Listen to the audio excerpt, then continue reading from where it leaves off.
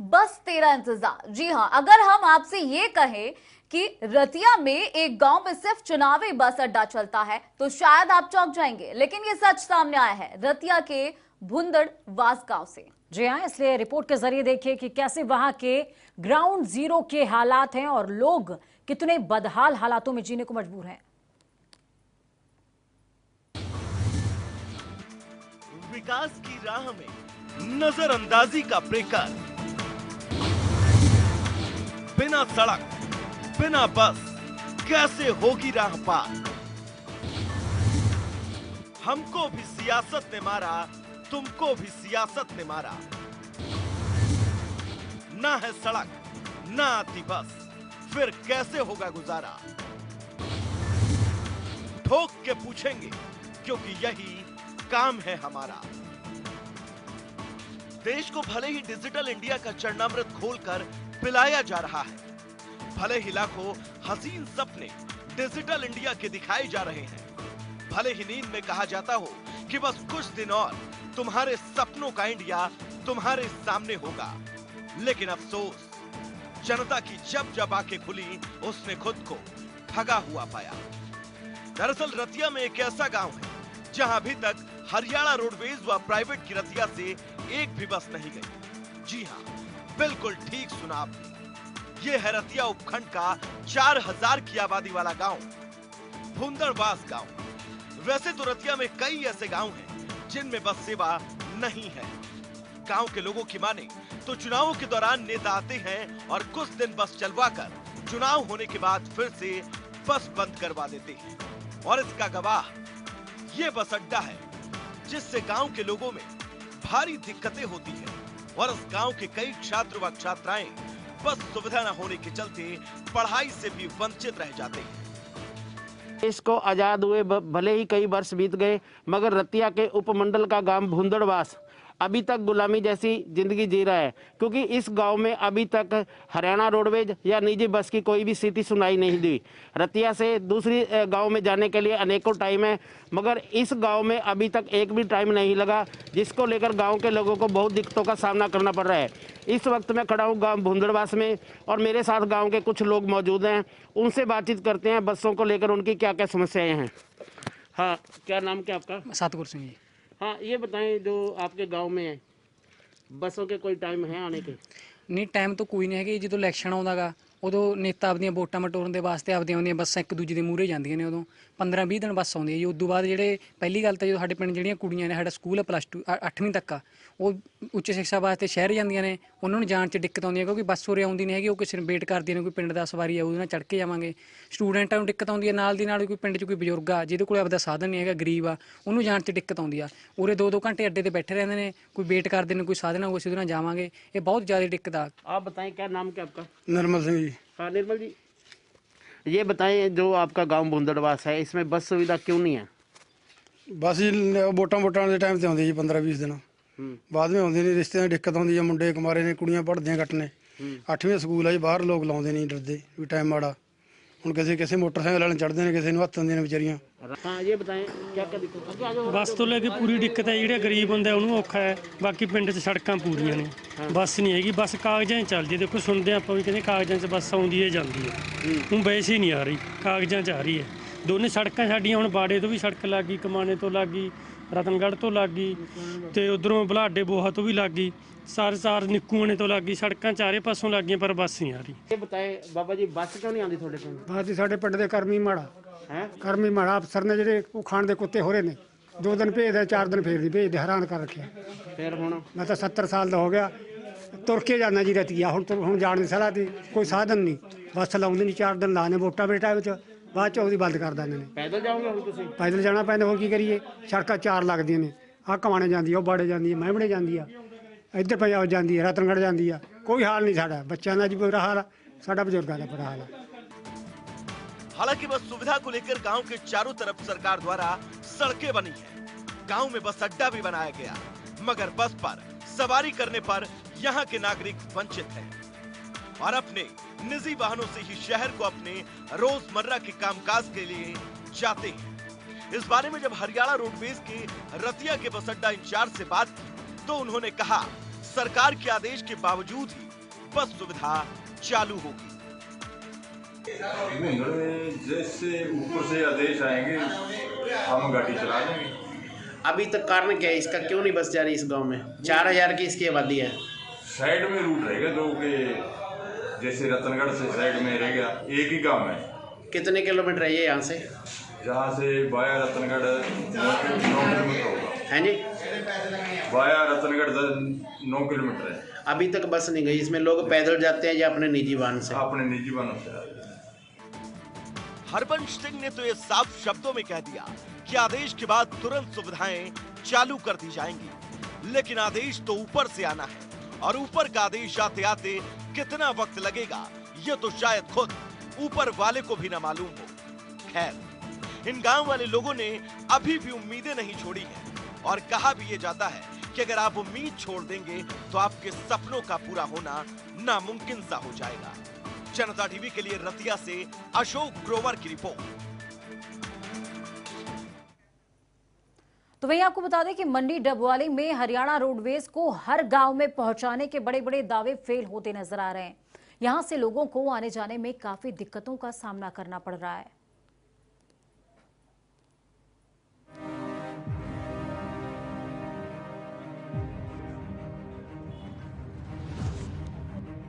चाहे हरियाणा सरकार की तरफ से हरियाणा रोडवेज को हर गांव में पहुंचाने के बड़े बड़े दावे किए जा रहे हों, लेकिन धरातल पर आज भी उपमंडल में ऐसे दर्जनों गांव हैं जहां हरियाणा रोडवेज की बसें ना के बराबर हैं या फिर एक आधा टाइम ही आ पाती हैं।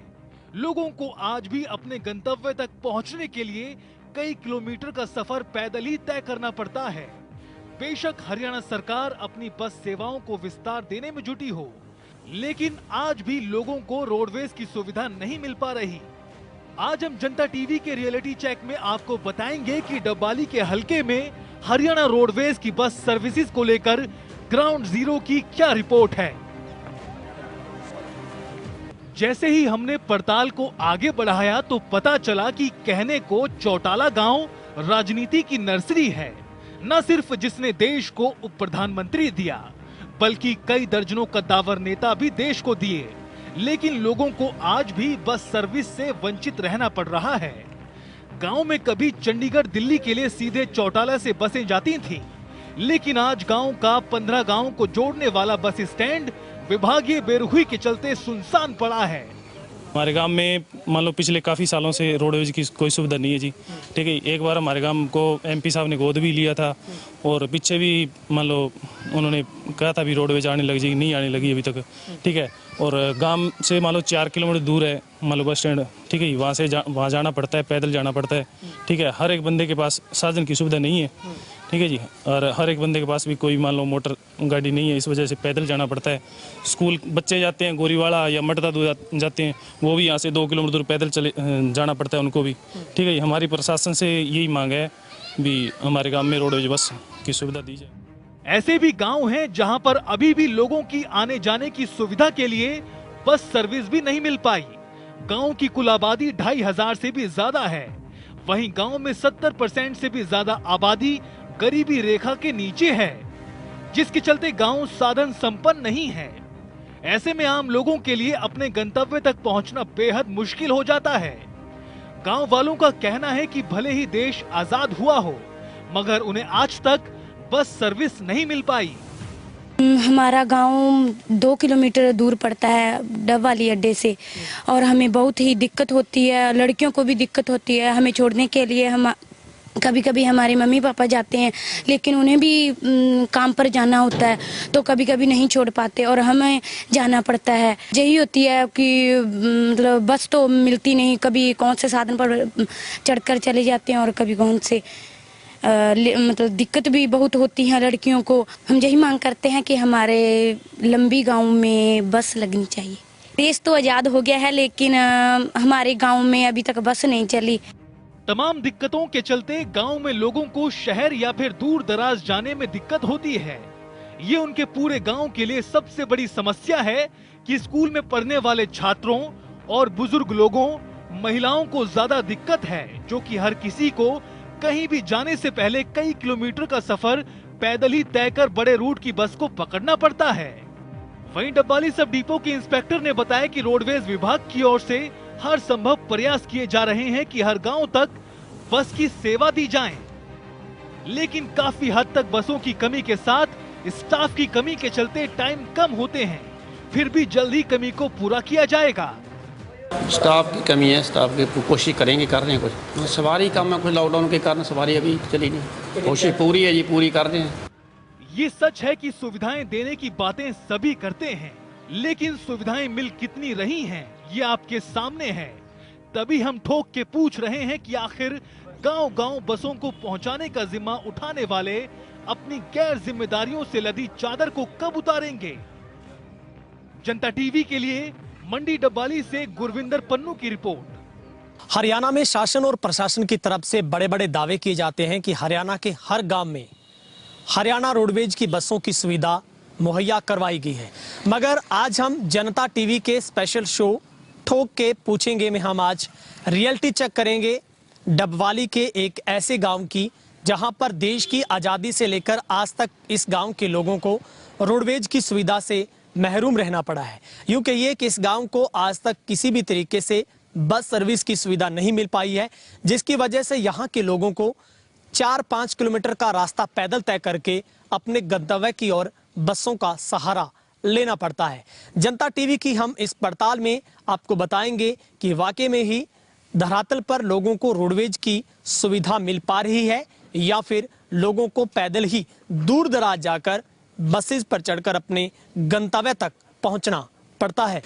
जैसे ही हमने पड़ताल को आगे बढ़ाया तो पता चला कि डबवाली के लंबी गांव को देश भले ही आज़ाद हुआ, मगर आज़ादी के बाद भी यहाँ के लोगों का कहना है कि वो इतने बड़े हो गए लेकिन उन्हें आज तक रोडवेज बस को कभी भी अपने गांव में आते जाते नहीं देखा। यहाँ तक कि इस गांव को पिछली बार यहाँ के एमपी ने भी गोद लिया, लेकिन उसके बावजूद भी गांव के लोगों को रोडवेज बस की सुविधा नहीं मिल पाई है। जहां पर ग्रामीणों का कहना है कि उनकी सबसे बड़ी एक पुरानी मांग और सबसे बड़ी समस्या है कि उन्हें अपने गंतव्य तक जाने के लिए सबसे पहली फिक्र घर से निकलते ही 4 से 5 किलोमीटर का पैदल रास्ता तय करते हुए बस को पकड़ना पड़ता है। तो हरबंस सिंह हमारे साथ में जुड़ चुके हैं, बस अड्डा इंचार्ज हैं आप। हरबंस जी, बहुत बहुत स्वागत है जनता टीवी पर आपका। हेलो, हाँ जी। हरबंस जी, आपसे मेरा सीधा सवाल है, जिस तरीके के हालात सामने आ रहे हैं, चाहे वो मंडी डबवाली की बात हो या भूंदड़वास गांव की बात हो, तमाम तरह के गांव इस तरीके की समस्या से जूझ रहे हैं। रोडवेज की बसेस गांवों तक नहीं पहुंच रही हैं। आपकी पहली प्रतिक्रिया क्या है? ये तो जी गांव तक का भी टाइम कम चलाया है जी। जी, अभी कम टाइम चलाए हुए हैं, पूरे टाइम नहीं चल रहे अभी। कई गांव ऐसे हैं हरबंश जी जहां तक बसेस आज तक नहीं पहुंची हैं। आजादी के 70 साल से ज्यादा हो चुके हैं, लेकिन इसके बावजूद बसेस वहां पर उनकी सेवा ही नहीं है। ये तो फिर ऊपर जीएम साहब से पता करना पड़ेगा जी। हमारे पास तो हम तो एक छोटा जा वो है भी, मतलब अपना कस्बा है, यहाँ फतेहाबाद से रनिंग होती है बस जी। और ये फतेहाबाद जीएम साहब के उसमें देना पड़ेगा, वहां से बस आएगी तो बस भेजी जाएगी।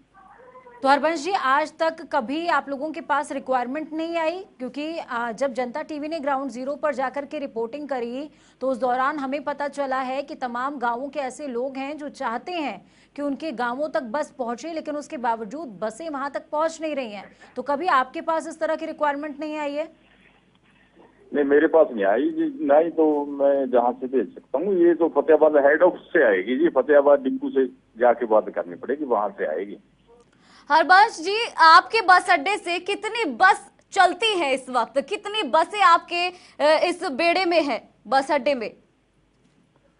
बस अड्डे में कुछ टुहाना फतेहाबाद चल रही है 90%।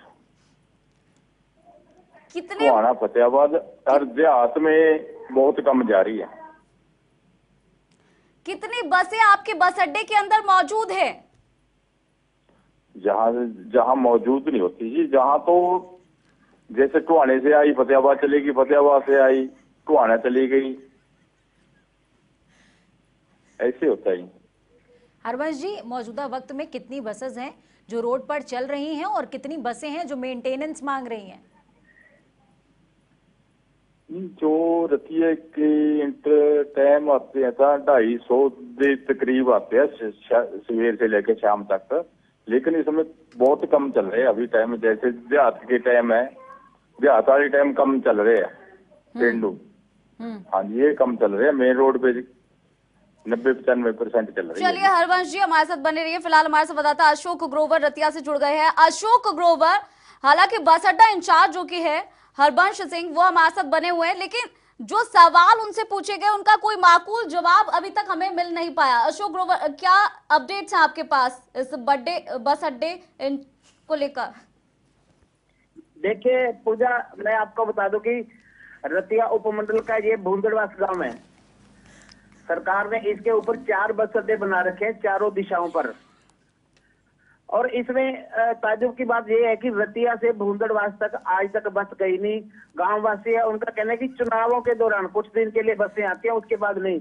कल हमने इंचार्ज से भी इसको लेकर बातचीत की थी, जिसकी आपने अभी बाइट दिखाई है। इनका कहना है कि ऊपर से जब आदेश आएंगे तो चलाए जाएंगे, क्योंकि सवारियों का इन्होंने हवाला दिया था। अशोक जी, हरबंश जी हमारे साथ में जुड़े हुए हैं, आप सीधे उनसे सवाल कीजिए। हरबंश जी, सवालों के जवाब आप दीजिए। आप कह रहे हैं कि इस तरह की कोई जानकारी आपके पास नहीं है, लेकिन अशोक ग्रोवर जी कह रहे हैं कि भूंदड़वास गांव में जब चुनाव आते हैं तब तो बस पहुंचती है, लेकिन चुनावों के बाद चुनाव गए और बस नदारत। ये कौन सी जादुई बस है आपकी कि चुनाव आते ही आ जाती है और चुनाव जाते ही वो बस नदारत हो जाती है? देखो जी, मैं तो जहाँ से भेज नहीं सकता ना जी, ये तो फतेहाबाद से। हाँ जी, पंचायत जो जाएगी ना, पंचायत का प्रतिमंडल मिलेगा, वो ऊपर से टाइम ले आएंगे तो उतने टाइम जाएंगे। तो ऊपर कौन इन्फॉर्मेशन भिजवाएगा हरबंश जी? जिम्मेदार पद पर आप बैठे हुए हैं। मेरे पास तो गांव वाले की आई को नहीं कभी हो, गांव वाले मेरे पास तो आई को नहीं मिलने। ये गांव है ना, साइड पे है, एक ही गांव है जो रोड से जुड़ नहीं रहा, मेन रोड से साइड रूट है। ये एक ही गांव पड़ता है जो बॉर्डर पे है गांव।